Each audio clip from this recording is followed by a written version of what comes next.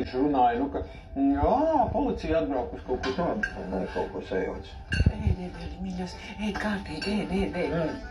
Brīnišķīgs galetiņš, ko tika. Tā ir tā tava cūkas ausīte, ko man atsūtīja. Žēl bija mest laukā. Laba manta tomēr. Ēd droši. Tad vēl vakardien ieradās sievas māte. Elle. Bet es nesūdzos, nav tā, ka es tev žēlotos. Esmu aizgrābta. Kāpēc?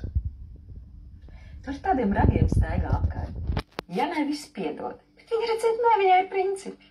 Mārta, es tev lūdzu palīdzību. Es visus diplomātiskos veidus jau esmu izmēģinājis. Nekas nepalīdz. Nē.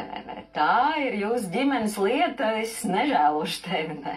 Es arī nelūdzu, lai tu man žēlotu. Vienkārši aprunājas izstāst, ka starp mums nekas nebija. Kas tur varēja būt? Tu rīcēji tā kā es bez ežu kažociņa. Jāna tēloja mīruši, un tu tikai par bērēm vien domāji. Tā arī viņai pasaka. Bet es arī teicu, bet viņa netic. Es tevi lūdzu, aprunājies. Pasaka viņai. Paga. Tad sanāk visas tās ziņas, mājieni. Kādi mājieni? Es tev piezvanīšu. Viss tikai tāpēc, lai satiktos un pateiktu man parunā ar Jānu. Jā, es tā kā draugs lūdzu. Tad kas mēs par draugiem pāris reizes kopā aliedzeram un viss?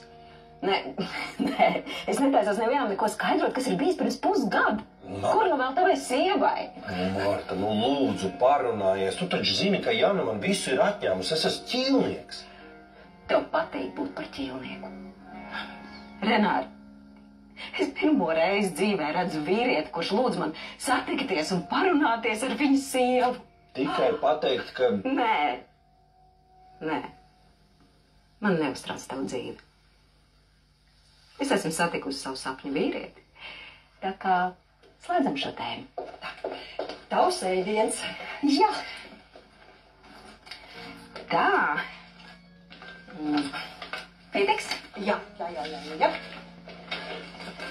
Labi. Lai tev veicas. No sirds vēl tev laimi. Paldies.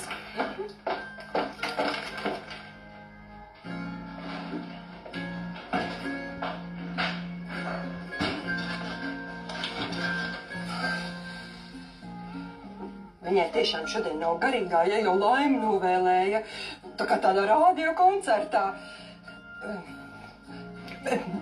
Kafija varbūt, ne? Tad es nesīšu prom, ja?